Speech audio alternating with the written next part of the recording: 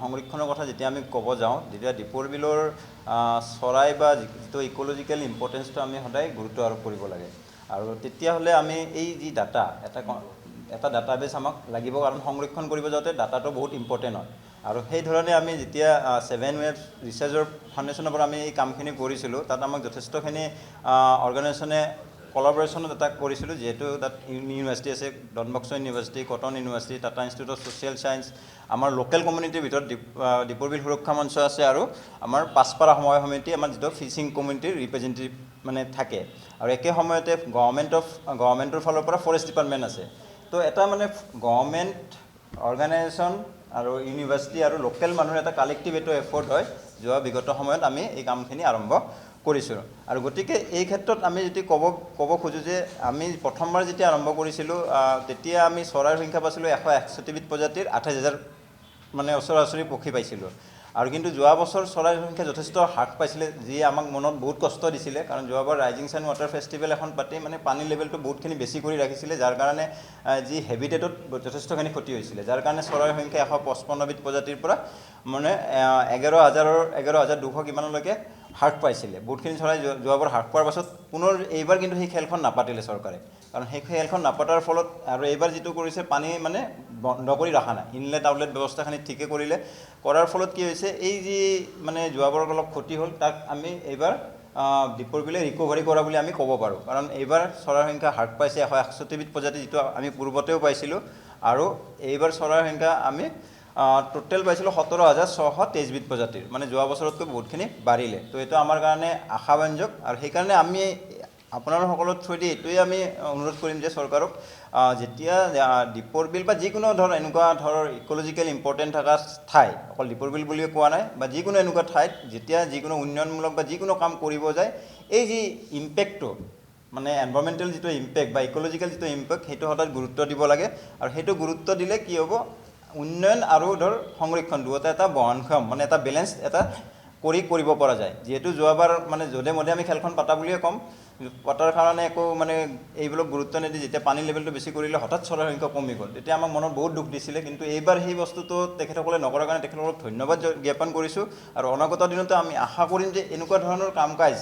যি উন্নয়নমূলক বা যি ধৰণৰ কাম কাজে যাতে দীপৰ বিলক ক্ষতি নকৰাকৈ এইবাৰ যেনেকৈ তেখেতসকলে নকৰাৰ ফলত মানে দীপৰ বিলখনৰ আকৌ ৰিকভাৰী কৰাৰ এটা মানে সুযোগ পালে তো সেনেকুৱা ধৰণৰ কাম কাজৰ পৰা বিৰত থাকি দীপৰ বিল সংৰক্ষণ কৰিহে উন্নয়নৰ কামখিনি যাতে আগবঢ়ায় আৰু তাৰ কাৰণে মাছমৰীয়া সমাজ আছে বা অন্যান্য যি দীপৰ বিলৰ লগত ষ্টেক হোল্ডাৰ আছে গোটেই মিলিহে যাতে দীপৰ বিলখনৰ উন্নয়ন আৰু সংৰক্ষণৰ কথাটো চিন্তা কৰে এই আছে নেকি মানে চোৰাং চিকাৰী কিবা এই আছে নেকি তাত মানে এই কৰা যায় মানে চোৰাং চিকাৰী বহুত চৰাইৰো মানে হাৰ্ম কৰিছে বহু ক্ষেত্ৰত এতিয়া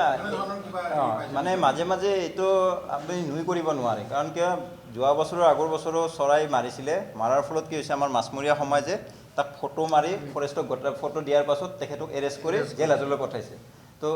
এই বছৰত তেনেকৈ এটা ঘটনা নঘটা নহয় সেই চৰাইটো আমি তেখেতসকলে যেতিয়া দেখাৰ পাছত ফৰেষ্টক খবৰ দিলে ফৰেষ্টে এই চৰাইটো ৰিকভাৰী কৰিলে সেইকাৰণে কৈছোঁ যে লোকেল কমিউনিটিৰ কনজাৰ্ভেশ্যনৰ যিটো মাইণ্ডছেট সেইটো সদায় দীপৰ বিলৰ লগত আছে আৰু সংৰক্ষণত ফৰেষ্টৰ বন বিভাগ মানে চৰকাৰে সদায় সহায় কৰি আছে সেই বিভিন্ন ক্ষেত্ৰত যেতিয়া হাতী মেটেকাত ফাঁচে বা বিভিন্ন পৰ্যায়ত এনেকুৱা বিভিন্ন উদাহৰণ আছে আপুনি উদাহৰণ দি শেষ কৰিব নোৱাৰে যে তাত স্থানীয় মানুহে দীপৰ বিলখনক মানে সংৰক্ষণত যথেষ্টখিনি ভূমিকা গ্ৰহণ কৰিছে সেই ক্ষেত্ৰত চৰকাৰেও যথেষ্টখিনি সহায় কৰে কাৰণ কোৱাৰ লগে লগে তেখেতক আইডেণ্টিফাই কৰি যোৱা বছৰ আগৰ বছৰৰ কথা কৈছোঁ আইডেণ্টিফাই কৰি জেললৈকে পঠাই দিছে তো এইটো সেনেকুৱা ধৰণৰ দুই এটা এনেকুৱা ঘটনা মানে ট্ৰাই কৰে কিন্তু এইটো ফলপ্ৰসূ নহয় কাৰণ দীপৰ বিলত যিহেতু তেখেতসকলে খুব ৰাতিপুৱাৰ পৰা মানে গধূলিলৈকে এনি টাইম মাছ মৰা কাৰ্যত যিহেতু জড়িত দেখি থাকে আৰু গম পোৱাৰ লগে লগে সেই তেখেতসকলে খবৰ দিয়াৰ লগে লগে এই বস্তুখিনি মানে বাধা এটা প্ৰদানৰ মানে সহায় হয় তো সেই মাছমৰীয়াখিনিৰ লগত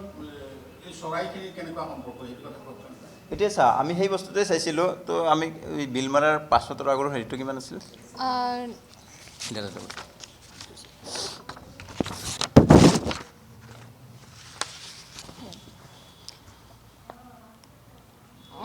हमारा जो इसमें होगा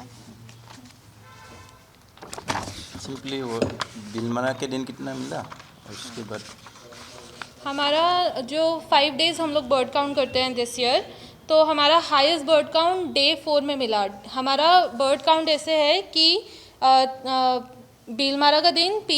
भीलमारा से 5 दिन और 10 दिन पहले और 5 दिन और 10 दिन बाद हम लोगों का बर्ड काउंट होता है और हमारा हाईएस्ट बर्ड काउंट डे 4 में मिला है जो भीलमारा के 5 या 6 दिन बाद होता है। तो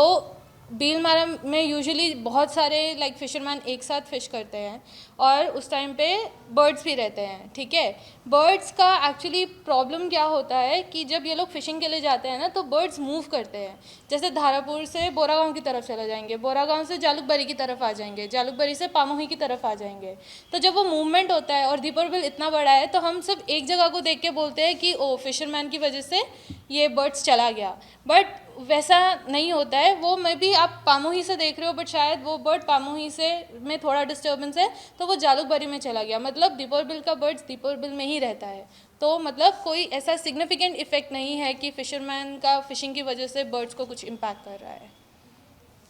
कुछ ऐसा बिहेवियरल चेंज मिला है बाढ़ क्योंकि ये पॉल्यूशन होता है, इसके वजह से कुछ चेंजेस आया है क्या बाढ़ में? पॉल्यूशन का आई थिंक सो अभी तक तो देखा जाए प्रॉपर स्टडी नहीं है, but it is like hypothetical, like एक है कि जो हमारा ग्रेटर एजुटेंट है सिर्फ एक वो ऐसा स्पीसीज़ है जिसका मतलब जो खाने का जो मतलब है खाने का जो हैबिट है वो चेंज हुआ है। वो अभी और ज़्यादा मतलब जो डंपिंग ग्राउंड है उसके ऊपर मतलब डिपेंड हो चुका है। यूजुअली जो वो मतलब कभी मरा हुआ चीज़ या मतलब कभी कुछ हंट करके खाता था, अभी वो ओनली जो हमारा दीपर बिल में जो ग्रेटर एजुटेंट हारगिला बोलते हैं जिसको, वो जो है वो अभी दीपर बिल में सिर्फ लाइक स्कैवेंज करके उधर ही खाता है। तो अभी हमें ये नहीं पता है कि अगर डंपिंग ग्राउंड का सिचुएशन अगर कभी चेंज हो भी जाता है या ठीक हो भी जाता है तो वो पॉपुलेशन सर्वाइव कर पाएगा कि नहीं कर पाएगा। बट बाकी स्पीसीज़ के ऊपर अभी हम लोगों का मतलब और भी बहुत सारे पॉइंट्स हैं जिसके ऊपर हम रिसर्च कर रहे हैं, तो हमें जितना जल्दी उसका आंसर मिलेगा हम लोग शेयर करेंगे। এইটোৰ ক্ষেত্ৰত যিটো কৈছে ধৰক আমি যিটো এনেই চাওঁ ধাৰাপুৰৰ ছাইডত বাৰ্ড ডাইভাৰ্চিটি বেছি,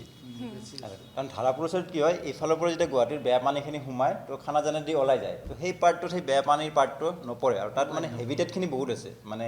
মাখান্দা হওক বা জলজ উদ্ভিদবিলাক যথেষ্টখিনি তাত হৈছে। আপুনি এইটো বিলত নাপায় য'ত মানে ৱাচ টাৱাৰৰ পৰা যিটো চাই তাত মানে এতিয়া বহুতখিনি জলজ উদ্ভিদ নোহোৱা হৈ গৈছে। তো এইটোৰ পৰা এটা আমি অনুমান কৰিব পাৰোঁ যে তাত যিহেতু বাৰ্ড ডাইভাৰ্চিটি বেছি, কাৰণ কিয় তাত মানে জলজ উদ্ভিদৰ পৰা আৰম্ভ কৰি গোটেইখিনি বস্তু তাত মানে এটা ভাল পৰিৱেশটো আছে আৰু তাত সেইকাৰণে মানে সেই ছাইডটোত মানে হেৰিটো বেছি, চৰাইৰ সংখ্যাটো বেছি, মানে আমি যিমানখিনি পাইছোঁ টোটেল হায়েষ্ট মানে চৰাই সেই পাৰ্টটোতে বেছি পাইছোঁ, তাত মানে জলজ উদ্ভিদবিলাক হৈছে। কাৰণ ইফালে পলিউশ্যনৰ কাৰণে জলজ উদ্ভিদ বহুতখিনি মানে কমি গৈছে বা নহয়। আৰু যেতিয়া আমি ধৰ বৰাগাঁৱৰ ছাইডে কি হয় এই মানে সোৱাম বাৰ্ডখিনি এই মানে চোৰ বাৰ্ডখিনি বেছি হয়, মানে যিবিলাক ধৰ চেণ্ড পেপাৰ হওক পাৰে পাৰে খাই থকা এনেকুৱা ধৰণৰ চৰাই আৰু কিছুমান ডাক সেইফালে থাকে। কিন্তু ধৰ আমি যেতিয়া আমি চাব যাওঁ ধৰ ফেজেণ্টেল জাকানা বা অন্যান্য যিবিলাক চৰাই নহয় লোকেলো কিছুমান বা বাহিৰৰ পৰা আহোঁ আৰু বা যিখিনি বাৰ হেডেড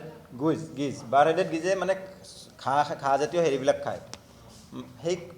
সেই ধৰণৰ চৰাইবিলাক ধাৰাপুৰ ছাইডত বেছি হয়, কাৰণ কিয় তাত সেই খাব পায়। তো মানে পলিউশ্যনৰ কাৰণে এনেকুৱা আমি ডাইৰেক্টলি ধৰ এতিয়ালৈকে সেই বস্তুটো চোৱা নাই, কিন্তু আমি চৰাইৰ যিটো খাদ্য অভ্যাস এইটো ক'ব পাৰোঁ যে মানে গ্ৰেলেগ গুইজখিনি কিয় ধাৰাপুৰ ছাইডত থাকে, তাত কাৰণ জলজ উদ্ভিদবিলাক হৈছে। তো আল্টিমেটলি পলিউশ্যনৰ ইম্পেক্টটো নথকা নহয়। বেদখলৰ কি কথা ক'ব, মানে বেদখল হৈছে নেকি, মানে পাব্লিক বেদখল হৈছে নেকি? এতিয়া হয়, এতিয়া যদি আপুনি বেদখল প্ৰসংগটো এটা চায়, কিন্তু এতিয়া আমি যিহেতু এটা PIL কৰিছোঁ